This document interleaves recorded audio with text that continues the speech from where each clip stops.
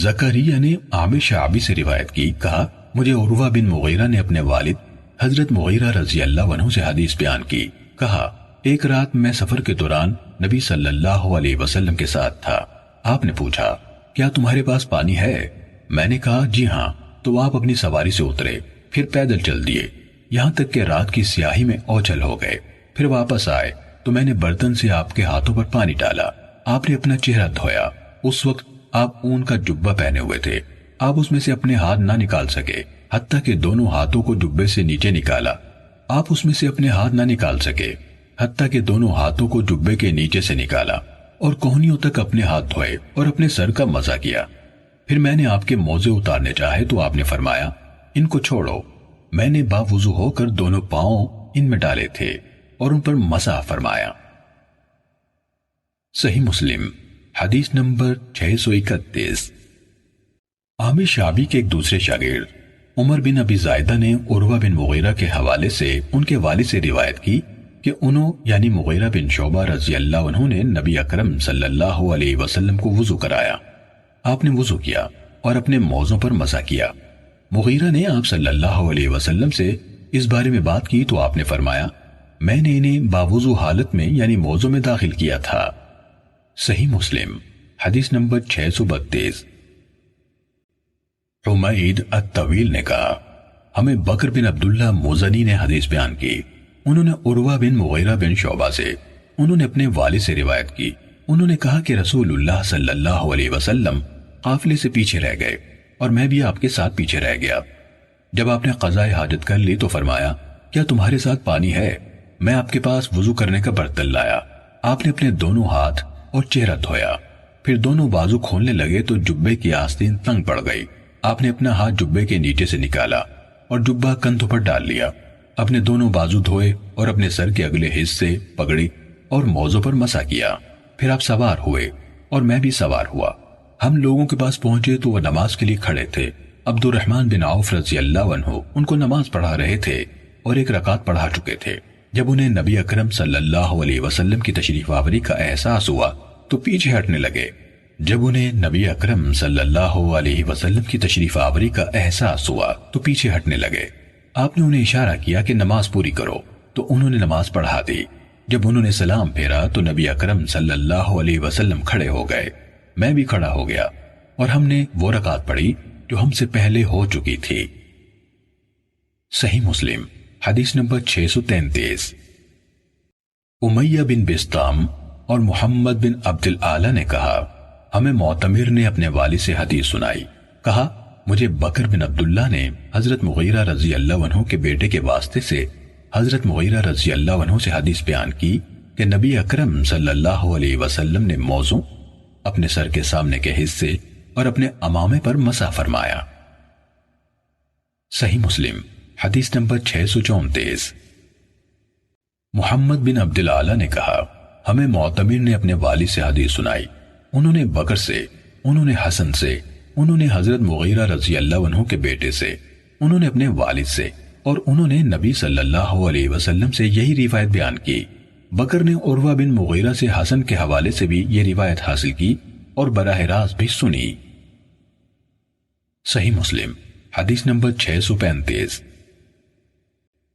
یحییٰ بن سعید نے سلیمان تیمی سے، انہوں نے بکر بن عبداللہ سے، انہوں نے حسن سے، انہوں نے مغیرہ بن شعبہ رضی اللہ عنہ کے بیٹے سے، انہوں نے اپنے والد سے روایت کی۔ بکر نے کہا میں نے مغیرہ رضی اللہ عنہ کے بیٹے سے بلا واسطہ بھی سنا کہ نبی کریم صلی اللہ علیہ وسلم نے وضو کیا اور اپنے سر کے اگلے حصے پر اور پگڑی پر اور موزوں پر مسح کیا۔ صحیح مسلم حدیث نمبر 636۔ ابو معاویہ اور عیسیٰ بن یونس نے اعمش سے، انہوں نے حکم سے، انہوں نے عبد الرحمن بن ابی لیلہ سے، انہوں نے کعب بن عجرہ رضی اللہ عنہ سے اور انہوں نے حضرت بلال رضی اللہ عنہ سے روایت کی کہ رسول اللہ صلی اللہ علیہ وسلم نے موزوں پر اور سر ڈھانپنے والے کپڑے پر مسح کیا۔ عیسیٰ کی حدیث میں حکم سے روایت کی اور بلال سے روایت کی کے بجائے مجھے حکم نے حدیث سنائی اور مجھے بلال نے حدیث سنائی کے الفاظ ہیں۔ صحیح مسلم حدیث نمبر 637۔ اور یہی روایت مجھ یعنی امام مسلم کو سوید بن سعید نے علی بن موسیر سے اور انہوں نے اعمش سے مذکورہ بالا سند کے ساتھ بیان کی۔ اس میں ان رسول اللہ صلی اللہ علیہ وسلم یعنی یقیناً رسول اللہ صلی اللہ علیہ وسلم نے کے بجائے رأیت رسول اللہ صلی اللہ علیہ وسلم یعنی میں نے رسول اللہ صلی اللہ علیہ وسلم کو دیکھا کے الفاظ ہیں۔ صحیح مسلم حدیث نمبر 638۔ عبد الرزاق نے کہا ہمیں سفیان ثوری نے عمر بن قیس ملائی سے حدیث سنائی، انہوں نے حکم بن عتیبہ سے، انہوں نے قاسم بن مخیمرہ سے، انہوں نے شریح بن ہانی سے روایت کی۔ انہوں نے کہا میں حضرت عائشہ رضی اللہ تعالیٰ عنہا کے پاس موضوع پر مسح کے بارے میں پوچھنے کی غرض سے حاضر ہوا تو انہوں نے کہا ابن ابی طالب رضی اللہ عنہ کے پاس جاؤ اور ان سے پوچھو، کیونکہ وہ رسول اللہ صلی اللہ علیہ وسلم کے ساتھ سفر کیا کرتے تھے۔ ہم نے ان سے پوچھا تو انہوں نے کہا رسول اللہ صلی اللہ علیہ وسلم نے مسافر کے لیے 3 دن اور 3 راتیں اور مقیم کے لیے 1 دن اور 1 رات کا وقت مقرر فرمایا۔ عبد الرزاق نے کہا سفیان ثوری جب بھی عمر بن قیس ملائی کا تذکرہ کرتے تو ان کی تعریف کرتے۔ صحیح مسلم حدیث نمبر 639۔ زید بن ابی انیسہ نے حکم سے مذکورہ سند کے ساتھ اس سابقہ حدیث کے مانند حدیث بیان کی۔ صحیح مسلم حدیث نمبر 640۔ اعمش نے حکم کے حوالے سے قاسم بن مغیرہ سے اور انہوں نے شریح بن ہانی سے روایت کی، انہوں نے کہا میں نے حضرت عائشہ رضی اللہ تعالیٰ عنہ سے موضوع پر مسح کا مسئلہ پوچھا تو انہوں نے کہا علی رضی اللہ عنہ کے پاس جاؤ کیونکہ وہ اس مسئلے کو مجھ سے زیادہ جانتے ہیں۔ تو میں علی رضی اللہ عنہ کی خدمت میں حاضر ہوا، انہوں نے نبی اکرم صلی اللہ علیہ وسلم سے اسی کے مطابق بیان کیا۔ صحیح مسلم حدیث نمبر 641۔ سلیمان بن بریدہ اسلمی نے اپنے والد سے روایت کی نبی اکرم صلی اللہ علیہ وسلم نے فتح مکہ کے دن کئی نمازیں ایک وضو سے پڑھیں اور اپنے موضوع پر مسح فرمایا۔ حضرت عمر رضی اللہ عنہ نے آپ سے پوچھا آپ نے آج ایسا کام کیا جو آپ نے پہلے کبھی نہیں کیا؟ آپ نے جواب دیا عمر میں نے عمدن ایسا کیا ہے۔ صحیح مسلم حدیث نمبر 642۔ عبداللہ بن شقیق نے حضرت ابو ہریرہ رضی اللہ عنہ سے روایت کی کہ نبی اکرم صلی اللہ علیہ وسلم نے فرمایا جب تم میں سے کوئی اپنی نیند سے بیدار ہو تو اس وقت تک اپنا ہاتھ برتن میں نہ ڈالے جب تک اسے 3 دفعہ دھو نہ لے، کیونکہ اسے معلوم نہیں ہے کہ رات کے وقت اس کا ہاتھ کہاں کہاں رہا۔ صحیح مسلم حدیث نمبر 643۔ وکی اور ابو معاویہ کی سندوں سے اعمش سے روایت ہے، انہوں نے ابو رزین اور ابو صالح سے اور ان دونوں نے حضرت ابو ہریرہ رضی اللہ عنہ سے روایت بیان کی۔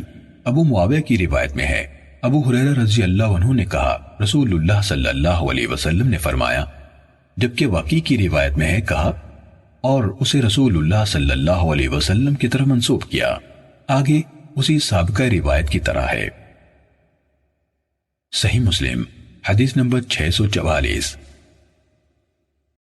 ابو سلمہ نے اور ابن مسیب دونوں نے ابو ہریرہ رضی اللہ عنہ سے روایت کی، انہوں نے نبی صلی اللہ علیہ وسلم سے اسی مذکورہ بالا روایت کے مانند بیان کیا۔ صحیح مسلم حدیث نمبر 645۔ جابر بن عبداللہ رضی اللہ عنہ نے ابو ہریرہ رضی اللہ عنہ سے روایت کی کہ انہوں یعنی ابو ہریرہ رضی اللہ عنہ نے ان یعنی جابر رضی اللہ عنہ کو بتایا کہ نبی کریم صلی اللہ علیہ وسلم نے فرمایا جب تم میں سے کوئی شخص نیند سے بیدار ہو تو وضو کا پانی نکالنے کے لیے اپنے برتن میں ہاتھ ڈالنے سے پہلے 3 بار اپنے ہاتھ پر پانی ڈالے اور ہاتھ دھوئے، کیونکہ وہ نہیں جانتا اس کے ہاتھ نے کس حالت میں رات گزاری۔ صحیح مسلم حدیث نمبر 646۔ اعرج محمد علا کے والد عبد الرحمن بن یعقوب، حمام بن منبع اور ثابت بن عیاض سب نے کہا ہمیں ابو ہریرہ رضی اللہ عنہ نے حدیث بیان کی۔ سبھی نے اپنی اپنی روایت میں ابو ہریرہ رضی اللہ عنہ کے واسطے سے نبی صلی اللہ علیہ وسلم سے یہ حدیث بیان کی۔ سبھی کہتے ہیں حتیٰ کہ اس ہاتھ کو دھو لے، اور ان میں سے کسی نے بھی 3 بار کا لفظ نہیں بولا سوائے ان روایات کے جو ہم نے اوپر جابر رضی اللہ عنہ، ابن مسیب، ابو سلمہ، عبداللہ بن شقیق، ابو صالح اور ابو رزین سے بیان کی ہیں، کیونکہ ان سب کی احادیث میں 3 بار کا ذکر ہے۔ صحیح مسلم حدیث نمبر 647۔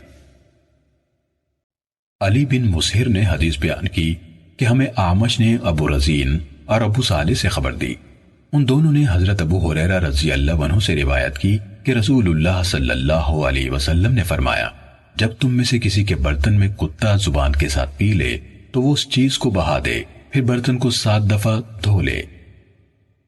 صحیح مسلم حدیث نمبر 648۔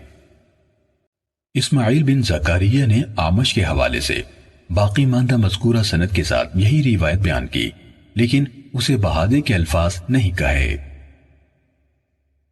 صحیح مسلم حدیث نمبر 649۔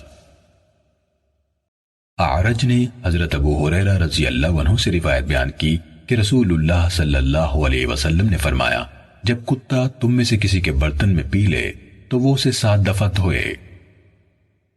صحیح مسلم حدیث نمبر 650۔